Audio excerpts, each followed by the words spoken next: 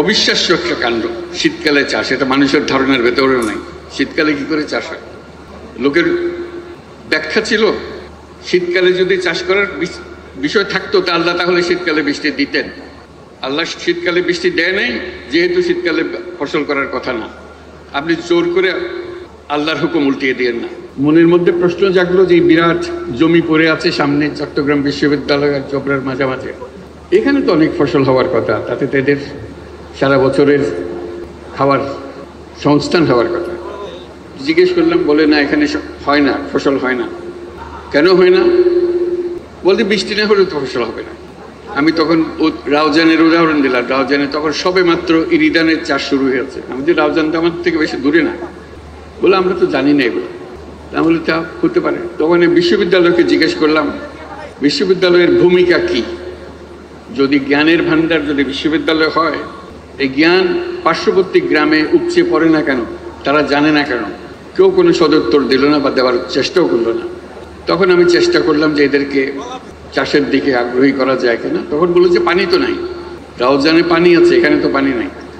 Deep tubewell তখন সবই এসছে দেশে। ওদের ডিপ টিউবওয়েল আছে, আমাদের ডিপ টিউবওয়েল নাই। বহু চেষ্টা তদবির করে একটা ডিপ টিউবওয়েল বসালাম।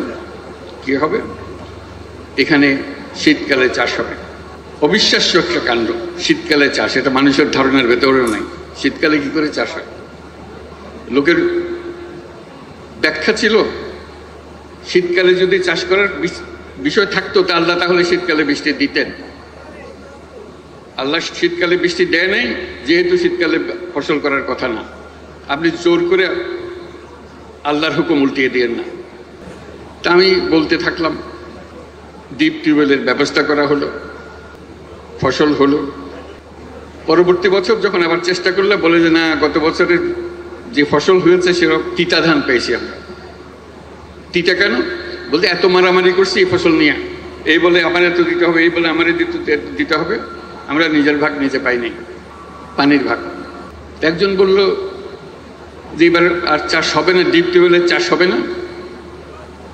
পাশে একটা 12 মাস ছড়া আছে, ছড়াতে পানি আছে, আমরা ছড়ার পানি দিয়ে করি। আমি কৌতূহলী হইয়া ছড়ার দিকে গেলাম, দেখলাম যে হ্যাঁ পানি আছে। তাহলে এই ছড়া তো এখানে আছে, আল্লাহর পানি তো এখানেই ছিল, একদিন চাষ করেন না কেন? বলতে কেউ কোনোদিন করে নাই, আমরাও করি নাই। তো সেবার বাঁধ দেওয়া হলো, আমরা সবাই মিলে বাঁধ দিলাম। বাঁধে যে পানি আসলো তাদের ডিপ টিউবওয়েলের পানির চেয়ে অনেক বেশি পানি। নতুন শিক্ষা লাভ হলো। সব মশার বিরুদ্ধে সুরক্ষা দিতে এলো বসুন্ধরা এক্সট্রিম অ্যারোসল। মশার বিরুদ্ধে এক্সট্রিম সুরক্ষা। যে গরজ না থাকলে, ইচ্ছা না থাকলে সবকিছু থাকা সত্ত্বেও অভাব থেকে যায়। পানি আছে, জমি আছে, চাষ করা যায়, কিন্তু কেউ করে নাই কোনোদিন। আমরা কেন করবো? একটা শিক্ষা লাভ হলো। এর ফলে জন্ম লাভ হলো তেবাগা খামার। সেটা দিয়ে আমাদের যাত্রা শুরু। তেবাগা খামার চাষ করতে গিয়ে যে সমস্যা হলো, ইরিদান চাষ করতে হলে লাইন ধরে রোপা লাগাতে হয়, আর এমনি ধান লাগাতে হয়, ছড়িয়ে দিলেই, বীজ ছড়িয়ে দিলেই ফসল হয়ে যায়। এখানে কষ্ট করতে হয়। তা বলে তো কষ্ট করবেন, খাবার যখন খাবেন কষ্ট করবেন না? বলে না, বেশি কষ্ট। অদ্ভুত একটা মানসিকতা। তখন আমি ছাত্রদের নিয়ে বসলাম যে তোমরা সাহায্য করো। আমরা সবাই মিলে মাঠে নামি, আমরাই রোপা লাগানোর জন্য সুতা ধরবো এবং চারা লাগিয়ে দেবো। যারা সে আমলের ছাত্রছাত্রী আছে তাদের মনে আছে, দলে দলে তারা মাঠে নামলো, লাইন করে চারা লাগালো। সে অভিজ্ঞতা তারা সারা জীবন মনে রাখলো যে আমরা জোবরাতে ইরিদানের চাষ শুরু করে দিয়ে এসেছিলাম। তার থেকে আস্তে আস্তে নজর পড়লো জোবরার অন্যান্য জায়গায়, সজ্জাপাড়া, ধনপাড়া, বড়ুয়াপাড়া, তাদের অবস্থা দেখার জন্য। আজকে এই কথা বলছি এই জন্য, আমি এসেছিলাম এখানে শিক্ষক হিসেবে। ক্রমে যতই দিন গেল দেখলাম আমি ছাত্র হয়ে গেছি। আমি আর শিক্ষকতার ভূমিকায় নাই, আমি শিখছি, ক্রমাগত শিখছি। এবং ক্রমে ক্রমে এই জোবরার, সজ্জাপাড়া, দেওয়াননগর, এদের যে মহিলারা আছে তারাই আমার শিক্ষক হলো।